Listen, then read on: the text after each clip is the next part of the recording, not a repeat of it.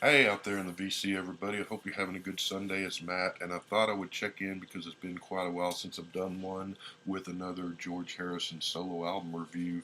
So, anyone that hadn't been watching these, I am reviewing all the Beatles solo albums in order of release.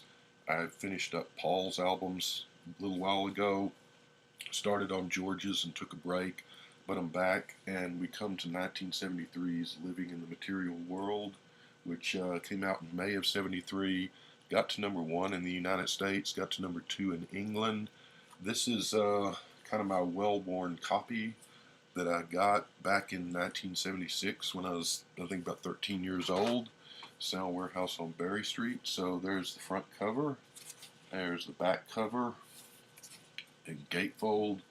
We got a picture of George, Ringo, and some other people having a feast out in front of this big house. Patty's hanging out the window of the second floor there, which you probably can't see from here. But anyway, I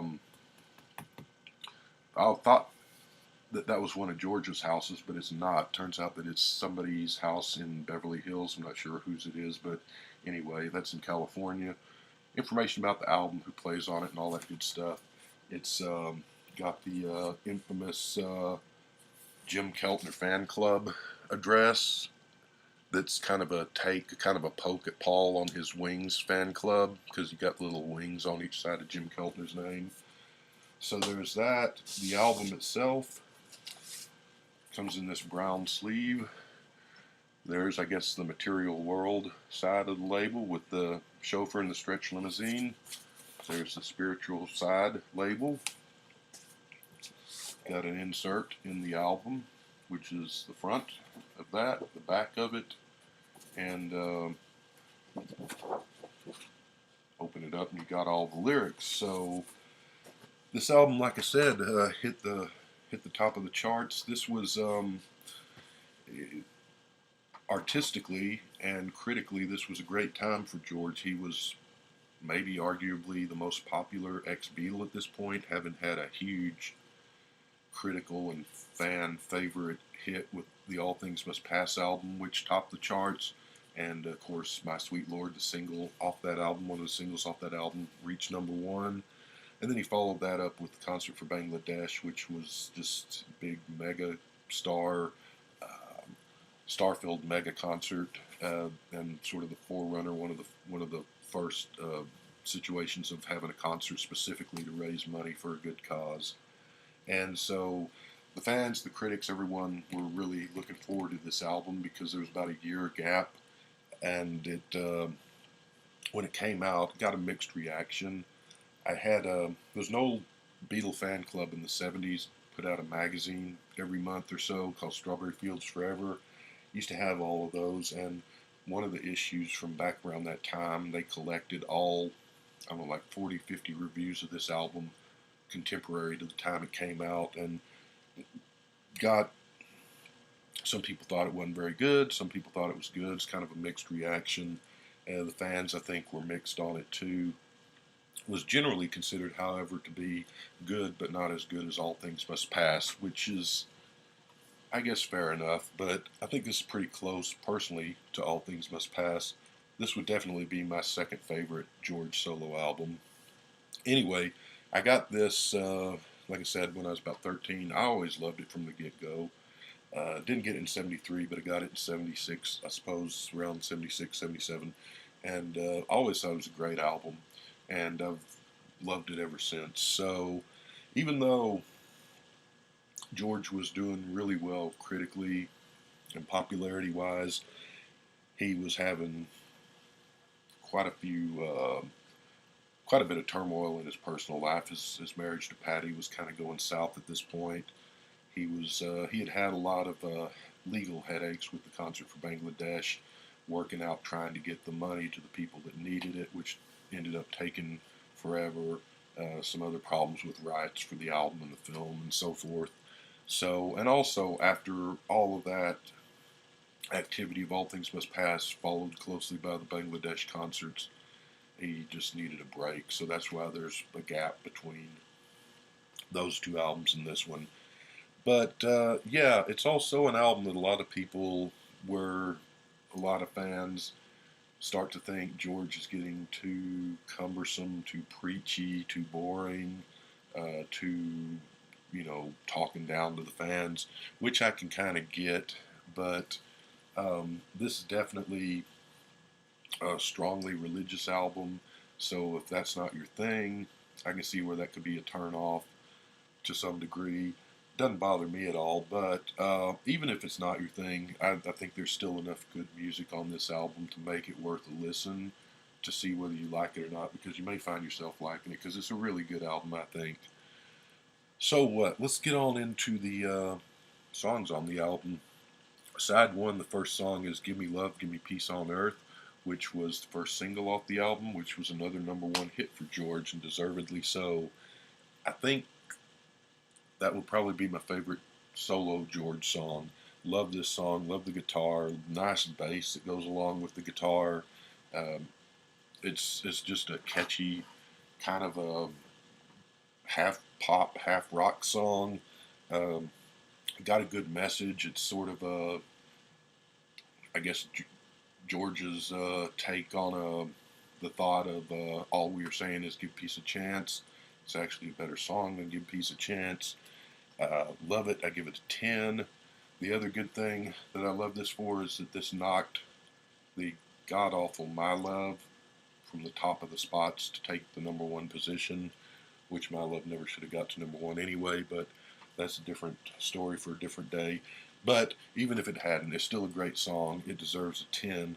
Second song is Sue Me, Sue You Blues, which is sort of George recounting all the headaches of the Beatle breakup and all the legal mess that they had to go through and the fighting and so forth. Sort of a song that drags a little bit, maybe some people have said, and that's fair enough criticism. I love it though. I give it a 10. It's got a sort of a to and fro square dance rhythm to the music. The drums toward the end I really like. I like I like the whole thing. It's a good song.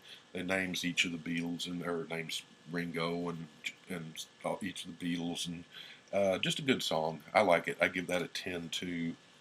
Third song, side one, is called "The Light That Has Lighted the World," which I kind of take as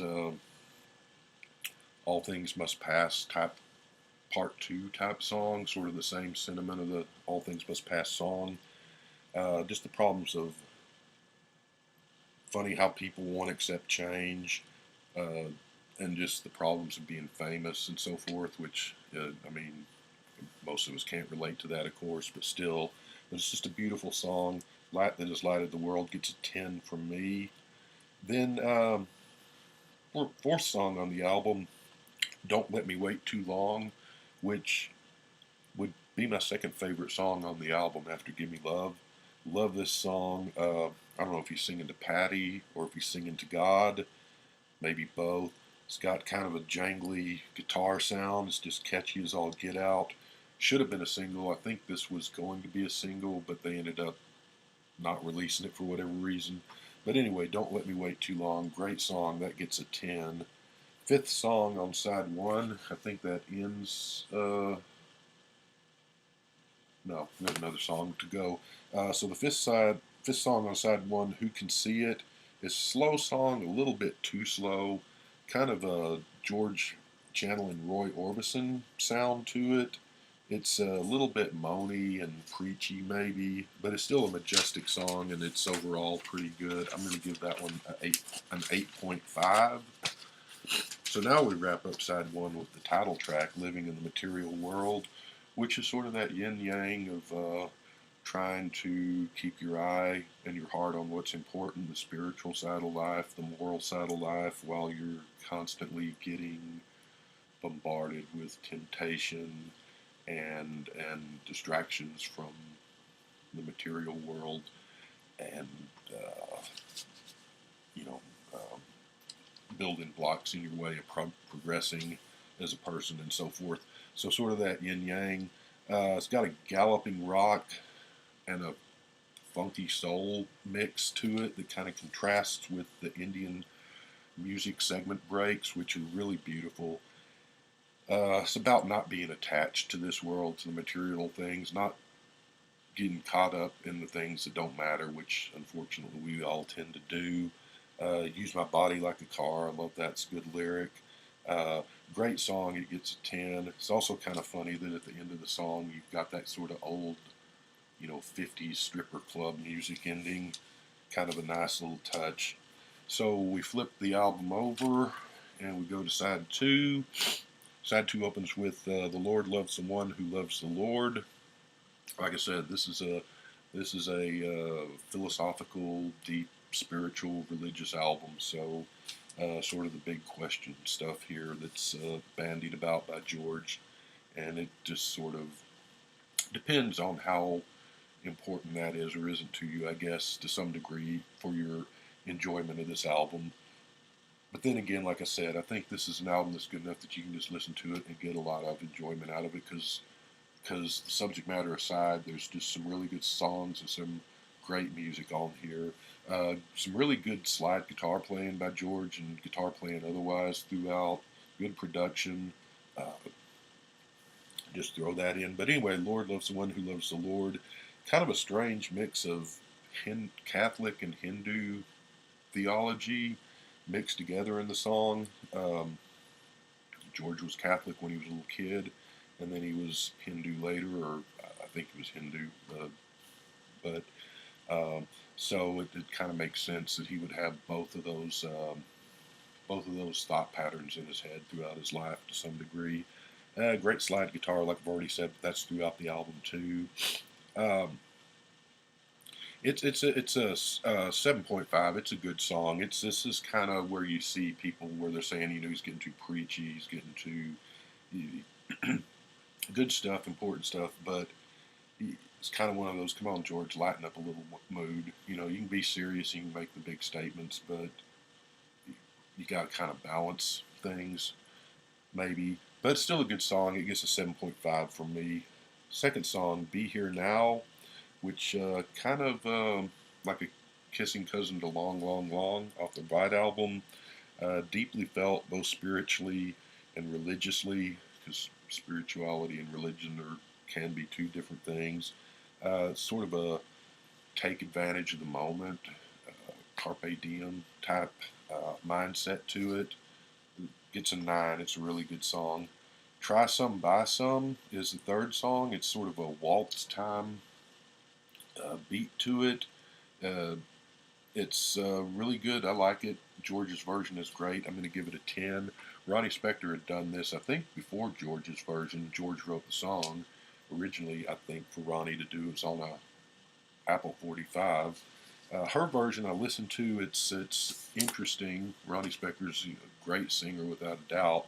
But when you listen to her version, you can kind of tell that she was, just given the song and said, "Here, sing this," and she doesn't seem like she really gets what the song's about. It, you can kind of tell from the tone of her voice and her singing there. It's a good version though, but George's I think is the version to go with. Even though, go to YouTube, check out Ronnie Spector's version just to compare and contrast and listen to it. But George's version is great. Kind of a gypsy guitar bit in there, and I give that one a 10. I think I already said that. Fourth song on a side 2 is called "The Day the World Gets Round." Kind of a George's version of "Imagine" or "Bangladesh," which was his earlier 45. It's okay. I give it a 7. Not a bad song, but maybe the least song on this album.